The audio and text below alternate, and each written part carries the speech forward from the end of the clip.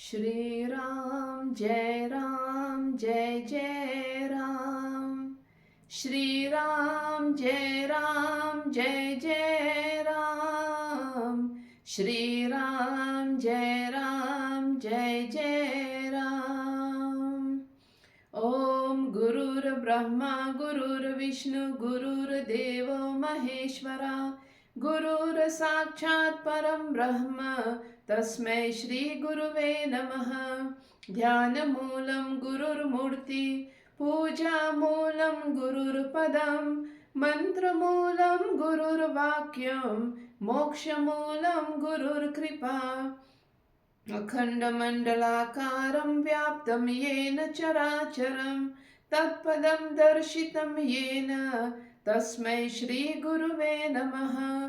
तस्मै श्री गुरुवे नमः। गुरु जी के चरणों में प्रणाम। मेरे प्रभु श्री राम जी के चरणों में प्रणाम। आप सभी दर्शकों को मेरा प्रणाम और राम राम पहुँचे। फिर से एक बार मैं रामचरितमानस से जो चौपाइयाँ तुलसीदास जी लिखे हैं, जो अर्थ वे लगाए हैं, आपके सामने लेकर आई हूँ। मैं सांद्रा भारद्वाज नेदरलैंड से ये प्रयास कर रही हूँ। दो पल ये सुनकर आपके जीवन में सुख आए, उससे मुझे बहुत खुशी हो रही है। ये मैं अपने मन की शांति के लिए भी पढ़ रही हूँ, प्रयास कर रही हूँ, ताकि जो असली कथाएं हैं, विद्वान लोग, गुरुजन सभी बहुत अच्छे कथाएं कह रहे हैं, सुना रहे हैं हमें जीवन भर से, लेकिन जो जैसे रामचरितमानस में लिखा है, मेरे समझ से इसको सुनने से थोड़ा और हमारे ग्रंथ के बारे में लोग जान सकेंगे। जो कथाएं हैं, जो जैसे लिखा है, उसको सुनकर अपने जीवन में और अच्छे से उतार सकते हैं। तो यही एक प्रयास है। मैं बाल कांड से शुरू करी हूँ, कुछ काफ़ी वीडियोस अब तक बना चुकी हूँ, और लोग जो इसको देख रहे हैं, सुन रहे हैं, देश से, ये देश नेदरलैंड से, विदेशों से मुझे भी शुभकामनाएं दे रहे हैं। मैं उसके लिए आपको बहुत बहुत धन्यवाद कहती हूँ यहाँ से। बहुत अच्छा लग रहा है कि विदेश में भी ये काम को देखा जा रहा है। भगवान जी मुझ पर बहुत कृपा किए हैं कि आप लोगों के स्नेह और प्यार मुझे मिल रहा है इस माध्यम से। मुझे ऐसे ही आप स्नेह देते रहें, अपना आशीर्वाद मुझ पर बनाए रखें, ताकि ये काम मैं ज़्यादा दिनों तक कर पाऊँ। इसको सुनकर अगर आपके जीवन में या आपके परिवार के जीवन में कुछ दो पल सुख मैं दे सकती हूँ, तो यही चाहिए, और कुछ नहीं चाहिए मुझे। आपके आशीर्वाद से मैं आगे बढ़ पाऊँ इस काम में, और सदियों के लिए ये हमारा ग्रंथ का जो ज्ञान है ये रहे इंटरनेट पर। यही एक प्रयास है कि लोग बार बार सुन के अपने जीवन में उतार सके। तो फिर से आज मैं बालकांड ही में हूँ। बालकांड इतना बड़ा महान कांड है, बहुत सारे चौपाइयाँ उसमें है। अभी तो मैं शुरुआत ही करी हूँ, 6-7 वीडियोस में बनाई हूँ, और लंबा वीडियो मैं नहीं बनाना चाहती हूँ, लेकिन हो सकता है आने वाले समय में मैं कुछ बदलाव लाऊं। पिछले समय मैं हर एक चौपाई, हर एक दोहा गा कर पहले सुनाई हूँ, तब उसके बाद मैं अर्थ लगाई हूँ।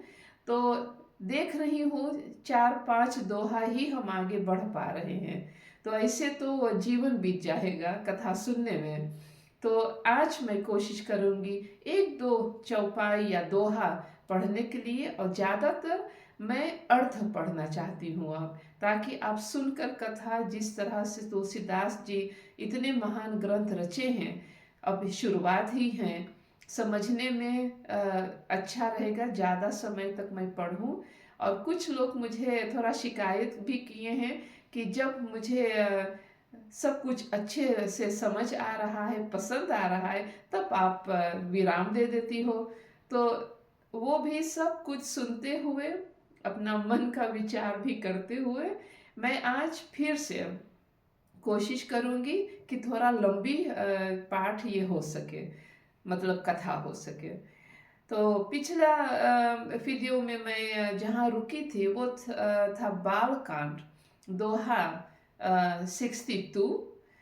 तो वहाँ से फिर से आज मैं आगे चलूँगी और देखते हैं आप इसके साथ कितने दूर तक आज की यात्रा होगी। और फिर से एक बार कहती हूँ, अगर आप के पास रामचरितमानस है तो मेरे साथ भी पढ़िए, इससे आपको भी अभ्यास होगा पढ़ने के लिए। आप 2 अक्षर रामायण जी के पाठ कर सकेंगे मेरे साथ। तो पाठ कम लेकिन अर्थ हम साथ में पढ़ सकते हैं। हिंदी भाषा है तो भाषा भी समझ में आ जाएगा। तो चलते हैं फिर से एक बार। मंगल भवन अमंगल हारी, द्रवहु सो दशरथ अजिर बिहारी। मंगल भवन अमंगल हारी, द्रवहु सो दशरथ अजिर बिहारी। कही देखा हर जतन बहु, रही न दक्ष कुमारी। दिए मुख्य गण संग तब, विदा कीन्ह त्रिपुरारि। सिया भजो राम जय जय राम, मेरे प्रभु राम जय जय राम।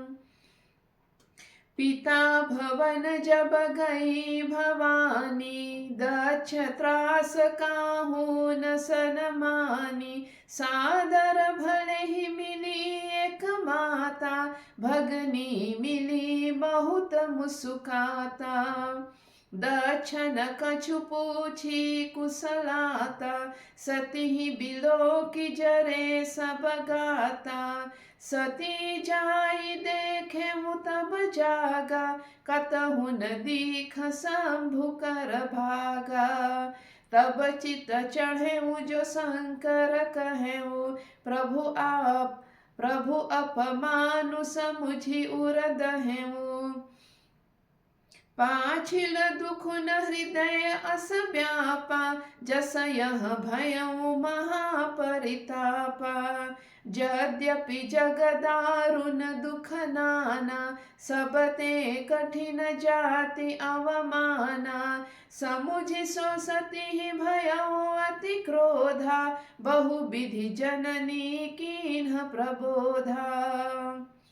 शिव अपमानु न जाई सही, हृदय न होई प्रबोध। सकल सब ही हठी हट की तब, बोली बचन सक्रोध। सिया भजो राम जय जय राम, मेरे प्रभु राम जय जय राम।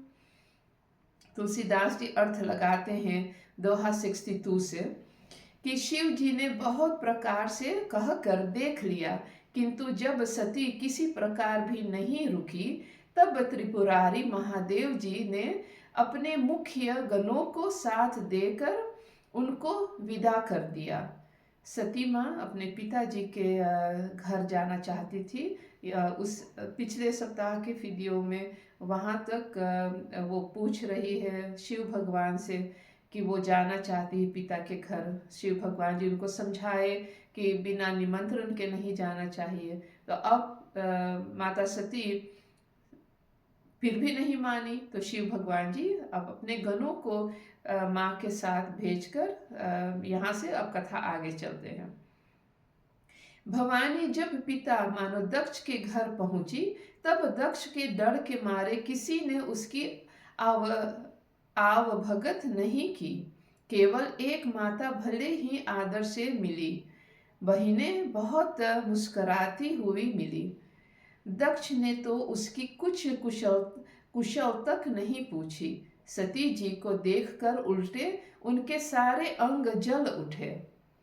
तब सती ने जाकर यज्ञ देखा तो वहां कहीं शिव जी का भाग दिखाई नहीं दिया। तब शिव जी ने जो कहा था वह उनकी समझ में आया। स्वामी का अपमान समझकर सती का हृदय जल उठा।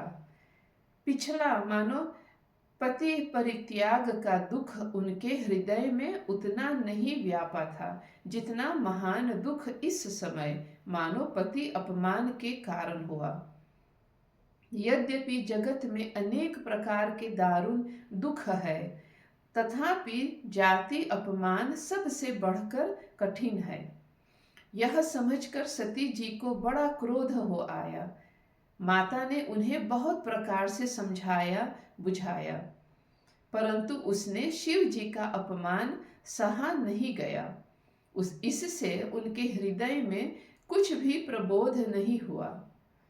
तब वे सारी सभा को हठपूर्वक डांटकर क्रोध भरे वचन बोली। हे सभासदों और सब मुनीश्वरों, सुनो, जिन लोगों ने यहाँ शिव जी की निंदा की या सुनी है, उन सब को उसका फल तुरंत ही मिलेगा और मेरे पिता दक्ष भी भली भांति पछताएंगे। जहाँ संत शिव जी और लक्ष्मीपति विष्णु भगवान की निंदा सुनी जाए, वहाँ ऐसी मर्यादा है कि यदि अपना वश चले तो उस निंदा करने वाले की जीभ काट ले, और नहीं तो कान मूंद कर वहां से भाग जाए। त्रिपुर दैत्य को मारने वाले भगवान महेश्वर संपूर्ण जगत के आत्मा है। वे जगत पिता और सबका हित करने वाले हैं। मेरा मंद बुद्धि पिता उनकी निंदा करता है, और मेरा यह शरीर दक्ष ही के वीर्य से उत्पन्न हुआ। इसलिए चंद्रमा को ललाट पर धारण करने वाले वृषकेतु शिव जी को हृदय में धारण करके मैं इस शरीर को तुरंत ही त्याग दूंगी। ऐसा कहकर सती जी ने योग अग्नि में अपना शरीर भस्म कर डाला। सारी यज्ञशाला में हाहाकार मच गया। सती का मरण सुनकर शिव जी के गण यज्ञ विध्वंस करने लगे। यज्ञ विध्वंस होते देखकर मुनीश्वर भृगु जी ने उसकी रक्षा की। ये सब समाचार शिव जी को मिले। तब उन्होंने क्रोध करके वीरभद्र को भेजा। उन्होंने वहां जाकर यज्ञ विध्वंस कर डाला और सब देवताओं को यथोचित फल मानो दंड दिया। दक्ष की जगत प्रसिद्ध वही गई हुई जो शिवद्रोही की हुआ करती है। यह इतिहास सारा संसार जानता है, इसलिए मैंने संक्षेप में वर्णन किया। सती ने मरते समय भगवान हरि से यह वर मांगा कि मेरा जन्म जन्म में शिव जी के चरणों में अनुराग रहे। इसी कारण उन्होंने हिमाचल के घर जाकर पार्वती के शरीर से जन्म लिया। जब से उमा जी हिमाचल के घर जन्मी, तब से वहां सारी सिद्धियां और संपत्तियां छा गई। मुनियों ने जहां तहां सुंदर आश्रम बना लिए और हिमाचल ने उनको उचित स्थान दिए। उस सुंदर पर्वत पर बहुत प्रकार के सब नए नए वृक्ष सदा पुष्प फल युक्त हो गए, और वहां बहुत तरह की मनियों की खाने प्रकट हो गए। सारी नदियों में पवित्र जल बहता है और पक्षी पशु भ्रमर सभी सुखी रहते हैं। सब जीवों ने अपना स्वाभाविक वैर छोड़ दिया और पर्वत पर सभी परस्पर प्रेम करते हैं। पार्वती जी के घर आ जाने से पर्वत ऐसा शोभायमान हो रहा है जैसा राम भक्ति को पाकर भक्त शोभायमान होता है। उस पर्वतराज के घर नित्य नए नए मंगल उत्सव होते हैं, जिसका ब्रह्मादि यश गाते हैं। जब नारद जी ने ये सब समाचार सुने तो वे कौतुक ही से हिमाचल के घर पधारे। पर्वतराज ने उनका बड़ा आदर किया और चरण धोकर उनको उत्तम आसन दिया। फिर अपनी स्त्री सहित मुनि के चरणों में सिर नवाया और उनके चरणोदक को सारे घर में छिड़काया। हिमाचल ने अपने सौभाग्य का बहुत बखान किया और पुत्री को बुलाकर मुनि के चरणों पर डाल दिया और कहा, हे मुनीश्वर, आप त्रिकालज्ञ और सर्वज्ञ है, आपकी सर्वत्र पहुंच है, अतः आप हृदय में विचार कर कन्या के दोष और गुण कहिए। नारद मुनि ने हंसकर रहस्य युक्त कोमल वाणी से कहा, तुम्हारी कन्या सब गुणों की खान है, यह स्वभाव से ही सुंदर, सुशील और समझदार है। उमा, अंबिका और भवानी इसके नाम है। कन्या सब सुलक्षणों से संपन्न है, यह अपने पति को सदा प्यारी होगी, इसका सुहाग सदा अचल रहेगा और इससे इसके माता पिता यश पावेंगे। यह सारे जगत में पूज्य होगी और इसकी सेवा करने से कुछ भी दुर्लभ न होगा। संसार में स्त्रियां इसका नाम स्मरण करके पतिव्रत रूपी तलवार की धार पर चढ़ जाएंगे। हे पर्वतराज, तुम्हारी कन्या सुलक्षणी है। अब इसमें जो 2-4 अवगुण है उन्हें भी सुन लो। गुणहीन, मानहीन, माता पिता विहीन, उदासीन, संशयहीन, मानो लापरवाह, योगी, जटाधारी, निष्काम हृदय, नंगा और अमंगल वेश वाला, ऐसा पति इसको मिलेगा। इसके हाथ में ऐसी ही रेखा पड़ी है। नारद मुनि की वाणी सुनकर और उसको हृदय में सत्य जानकर पति पत्नी हिमाचल और मैना को दुख हुआ और पार्वती जी प्रसन्न हुई। नारद जी ने भी इस रहस्य को नहीं जाना, क्योंकि सबकी बाहरी दशा एक सी होने पर भी भीतरी समझ भिन्न भिन्न थी। सारी सखियां पार्वती, पर्वतराज, हिमवान और मैना सभी के शरीर पुलकित थे और सभी के नेत्रों में जल भरा था। देव ऋषि वचन असत्य नहीं हो सकते, यह विचार कर पार्वती जी ने उन वचनों को हृदय में धारण कर लिया। उन्हें शिव जी के चरण कमलों में स्नेह उत्पन्न हो आया, परंतु मन में यह संदेह हुआ कि उनका मिलना कठिन है। अवसर ठीक न जानकर उमा ने अपने प्रेम को छिपा लिया और फिर वे सखी की गोद में जाकर बैठ गई। देव ऋषि की वाणी झूठी न होगी, यह विचार कर हिमवान, मैना और सारी चतुर सखियां चिंता करने लगे। फिर हृदय में धीरज धरकर पर्वतराज ने कहा, हे नाथ, कहिए अब क्या उपाय किया जाए।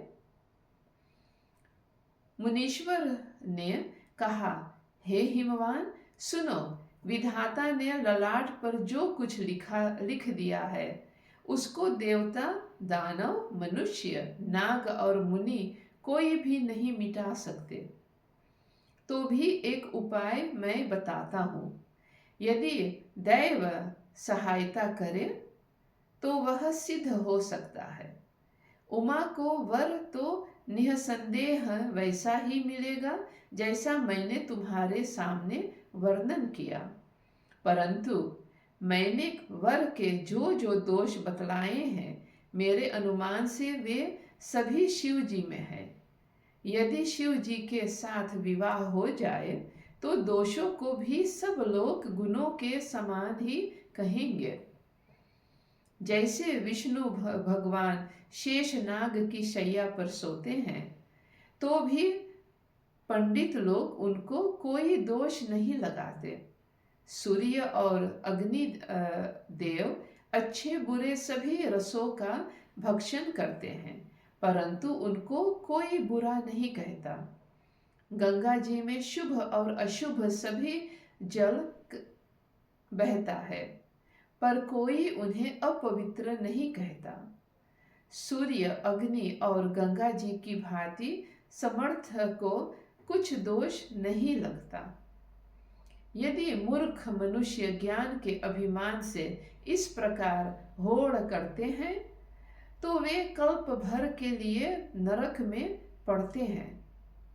भला कहीं जीव भी ईश्वर के समान मानो सर्वथा स्वतंत्र हो सकता है? गंगा जल से भी बनाई हुई मदिरा को जानकर संत लोग कभी उसका पान नहीं करते, पर वही गंगा जी में मिल जाने पर जैसे पवित्र हो जाती है, ईश्वर और जीव में भी वैसा ही भेद है। शिव जी सहज ही समर्थ है, क्योंकि वे भगवान है। इसलिए इस विवाह में सब प्रकार कल्याण है, परंतु महादेव जी की आराधना बड़ी कठिन है। फिर भी क्लेश मानो तप करने से वे बहुत जल्द संतुष्ट हो जाते हैं। यदि तुम्हारी कन्या तप करे तो त्रिपुरारी महादेव जी होनहार को मिटा सकते हैं। यद्यपि संसार में वर अनेक है, पर इसके लिए शिव जी को छोड़कर दूसरा वर नहीं है। शिव जी वर देने वाले, शरणागतों के दुखों का नाश करने वाले, कृपा के समुद्र और सेवकों के मन को प्रसन्न करने वाले हैं। शिव जी की आराधना किए बिना करोड़ों योग और जप करने पर भी वांछित फल नहीं मिलता। ऐसा कहकर भगवान का स्मरण करके नारद जी ने पार्वती को आशीर्वाद दिया और कहा कि हे पर्वतराज, तुम संदेह का त्याग कर दो, अब यह कल्याण ही होगा। यूं कहकर नारद मुनि ब्रह्मलोक को चले गए। अब आगे जो चरित्र हुआ उसे सुनो। पति को एकांत में पाकर मैना ने कहा, हे नाथ, मैंने मुनि के वचनों का अर्थ नहीं समझा। जो हमारी कन्या के अनुकूल घर, वर और कुल उत्तम हो तो विवाह कीजिए, नहीं तो लड़की चाहे कुमारी ही रहे। अर्थात मैं अयोग्य वर के साथ उसका विवाह नहीं करना चाहती, मैना ने कहा, क्योंकि हे स्वामी, पार्वती मुझको प्राणों के समान प्यारी है। यदि पार्वती के योग्य वर न मिला तो सब लोग कहेंगे कि पर्वत स्वभाव से ही जड़ मानो मूर्ख होते हैं। हे स्वामी, इस बात को विचार कर ही विवाह कीजिएगा, जिसमें फिर पीछे हृदय में संताप न हो। इस प्रकार कहकर मैना पति के चरणों पर मस्तक रखकर गिर पड़ी। तब हिमवान ने प्रेम से कहा, चाहे चंद्रमा में अग्नि प्रकट हो जाए, पर नारद जी के वचन झूठे नहीं हो सकते। हे प्रिय, सब सोच छोड़कर श्री भगवान का स्मरण करो। जिन्होंने पार्वती को रचा है वे ही कल्याण करेंगे। अब यदि तुम्हें कन्या पर प्रेम है तो जाकर उसे यह शिक्षा दो कि वह ऐसा तप करे जिससे शिव जी मिल जाए। दूसरे उपाय से यह क्लेश नहीं मिटेगा। नारद जी के वचन रहस्य से युक्त और सकारण है, और शिव जी समस्त सुंदर गुणों के भंडार है। यह विचार कर तुम मानो मिथ्या संदेह को छोड़ दो। शिव जी सभी तरह से निष्कलंक है। पति के वचन सुन मन में प्रसन्न होकर मैना उठकर तुरंत पार्वती के पास गई। पार्वती को देखकर उनकी आंखों में आंसू भर आए। उसे स्नेह के साथ गोद में बैठा लिया। फिर बार बार उसे हृदय से लगाने लगी। प्रेम से मैना का गला भर आया। कुछ कहा नहीं जाता। जग जननी भवानी जी तो सर्वज्ञ ठहरी। माता के मन की दशा को जानकर वे माता को सुख देने वाली कोमल वाणी से बोली, माँ सुन, मैं तुझे सुनाती हूँ। मैंने ऐसा स्वप्न देखा है कि मुझे एक सुंदर गौरवर्ण श्रेष्ठ ब्राह्मण ने ऐसा उपदेश दिया है। हे पार्वती, नारद जी ने जो कहा है उसे सत्य समझकर तू जाकर तप कर। फिर यह बात तेरे माता पिता को भी अच्छी लगी है। तप सुख देने वाला और दुख दोष का नाश करने वाला है। तप के बल से ही ब्रह्मा संसार को रचते हैं और तप के बल से ही विष्णु सारे जगत का पालन करते हैं। तप के बल से ही शंभु मानो रुद्र रूप से जगत का संहार करते हैं और तप के बल से ही शेष जी पृथ्वी का भार धारण करते हैं। हे भवानी, सारी सृष्टि तप के ही आधार पर है, ऐसा जी में जानकर तू जाकर तप कर। यह बात सुनकर माता को बड़ा अचरज हुआ और उसने हिमवान को बुलाकर वह स्वप्न सुनाया। माता पिता को बहुत तरह से समझाकर बड़े हर्ष के साथ पार्वती जी तप करने के लिए चली। प्यारे कुटुंबी पिता और माता सब व्याकुल हो गए। किसी के मुंह से बात नहीं निकलती। तब वेद ऋषि मुनि ने आकर सबको समझाकर कहा। पार्वती जी की महिमा सुनकर सबको समाधान हो गया। प्राणपति मानो शिव जी के चरणों को हृदय में धारण करके पार्वती जी वन में जाकर तप करने लगी। पार्वती जी का अत्यंत सुकुमार शरीर तप के योग्य नहीं था, तो भी पति के चरणों का स्मरण करके उन्होंने सब भोगों का तज दिया। स्वामी के चरणों में नित्य नया अनुराग उत्पन्न होने लगा और तप में ऐसा मन लगा कि शरीर की सारी सुध बिसर गई। 1000 वर्ष तक उन्होंने मूल और फल खाए, फिर 100 वर्ष साग खाकर बिताए। कुछ दिन जल और वायु का भोजन किया और फिर कुछ दिन कठोर उपवास किए। जो बेलपत्र सूख कर पृथ्वी पर गिरते थे, 3000 वर्ष तक उन्हीं को खाया। फिर सूखे पर्ण मानो पत्ते भी छोड़ दिए। तभी पार्वती का नाम अपर्णा हुआ। तप से उमा का शरीर छीन देखकर आकाश में गंभीर ब्रह्मवाणी हुई। हे पर्वतराज की कुमारी, सुन, तेरा मनोरथ सफल हुआ। तू अब सारे असह्य क्लेशों को मानो कठिन तप को त्याग दे। अब तुझे शिव जी मिलेंगे। हे भवानी, धीर मुनि और ज्ञानी बहुत हुए हैं, पर ऐसा कठोर तप किसी ने नहीं किया। अब तू इस श्रेष्ठ ब्रह्मा की वाणी को सदा सत्य और निरंतर पवित्र जानकर अपने हृदय में धारण कर। जब तेरे पिता बुलाने को आवे तब हठ छोड़कर घर चली जाना, और जब तुम्हें सप्त ऋषि मिले तब इस वाणी को ठीक समझना। इस प्रकार आकाश से कही हुई ब्रह्मा की वाणी को सुनते ही पार्वती जी प्रसन्न हो गई और हर्ष के मारे उनका शरीर पुलकित हो गया। याज्ञवल्क जी भरद्वाज जी से बोले कि मैंने पार्वती का सुंदर चरित्र सुनाया, अब शिव जी का सुहावना चरित्र सुनो। जब से सती ने जाकर शरीर त्याग किया तब से शिव जी के मन में वैराग्य हो गया।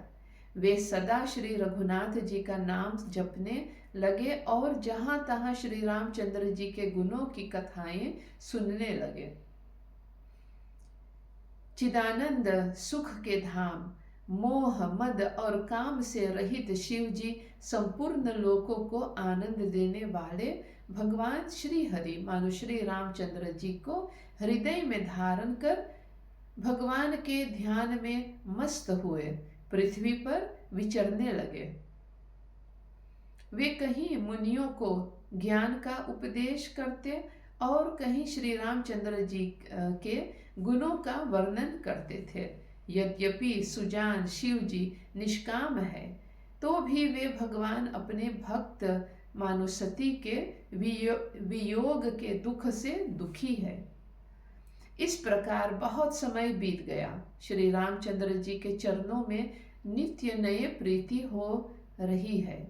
शिव जी के कठोर नियम, अनन्य प्रेम और उनके हृदय में भक्ति की अटल टेक को जब श्री राम जी ने देखा, तब कृतज्ञ मानो उपकार मानने वाले कृपालु रूप और शील के भंडार महान तेज पुंज भगवान श्री रामचंद्र जी प्रकट हुए।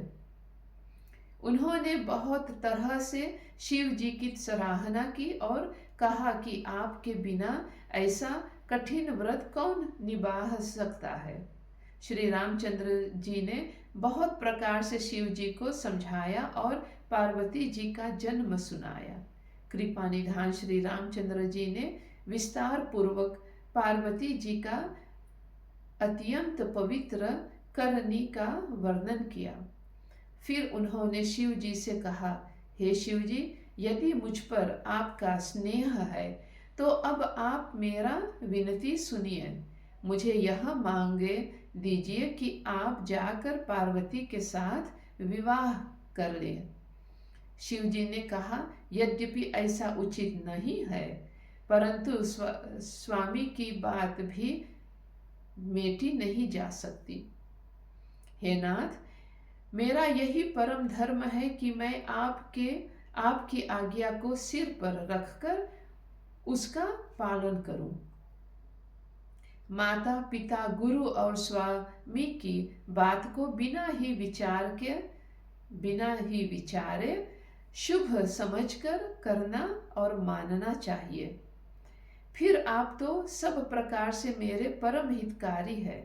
हे नाथ, आपकी आज्ञा मेरे सिर पर है। शिव जी की भक्ति, ज्ञान और धर्म से युक्त वचन रचना सुनकर प्रभु रामचंद्र जी संतुष्ट हो गए। प्रभु ने कहा, हे हर, आपकी प्रतिज्ञा पूरी हो गई। अब हमने जो कहा है उसे हृदय में रखना। इस प्रकार कहकर श्री रामचंद्र जी अंतर्धान हो गए। शिव जी ने उनकी वह मूर्ति अपने हृदय में रख ली। उसी समय सप्त ऋषि शिव जी के पास आए। प्रभु महादेव जी ने उनसे अत्यंत सुहावने वचन कहे। आप लोग पार्वती के पास जाकर उनके प्रेम की परीक्षा लीजिए और हिमाचल को कहकर उन्हें पार्वती को मानो लिवा लाने के लिए भेजिए तथा पार्वती को घर भिजवाइए और उनके संदेह को दूर कीजिए। तो यहाँ पर सप्त ऋषि लोग निकलेंगे, पार्वती माँ के पास जाएंगे। तो मुझे लगता है ये उचित स्थान है यहाँ पर विराम देने के लिए। पार्वती पहि जाई तुम्ह प्रेम परीक्षा लेहूँ, गिरहि प्रेरि पठयहु भवन, दूरी करहु संदेहु, सिया भजो राम जय जय राम, मेरे प्रभु राम जय जय राम, मंगल भवन अमंगलहारी द्रवहुसो दशरथ अजिर बिहारी मंगल भवन अमंगलहारी द्रवहुसो दशरथ अजिर बिहारी ॐ कर्पूरगौरं करुणावतारं संसारसारं भुजगेन्द्रहारं सदा वसन्तं हृदयारविन्दे भवं भवानी सहितं नमामि भवं भवानी सहितं नमामि। ॐ शांति शांति शांति। हरि ओम। तो यहाँ तक था आज का वीडियो। रामचरितमानस जैसे तुलसीदास जी लिखे हैं, अर्थ लगाए हैं, वो मैंने पढ़कर आपको सुनाई। मैं आशा रखती हूँ कि आपको ये पसंद आ रहा है, ये भी पसंद आएगा। आप अपना स्नेह मुझे दीजिए। अगर आप नए हैं मेरे चैनल पर तो आप ज़रूर सब्सक्राइब कीजिए, ताकि मुझे भी पता चले कि आपको पसंद आ रहा है। मेरे वीडियोस को आप और लोगों तक पहुंचाइए, ताकि आपके आसपास भाई बंधु परिवार दोस्त जो है सभी तक ये पहुंचाइए, ताकि लोग सुनकर अपने जीवन में आनंद पाए, सुख पाए, उनके जीवन में भगवान के दो अक्षर पहुँचे, कथाएं पहुँचे, लोग अपने जीवन में उतार सके, इसके कथा सुनकर आनंद पा सके और सुख पा सके। तो ये एक प्रयास है। आप जरूर मुझे अपना स्नेह और प्यार दीजिए। फिर से मैं अगले वीडियो पर आपसे मिलती हूँ। तो अपना ध्यान रखिएगा। अगली बार मिलते हैं। जय श्री राम। राम राम।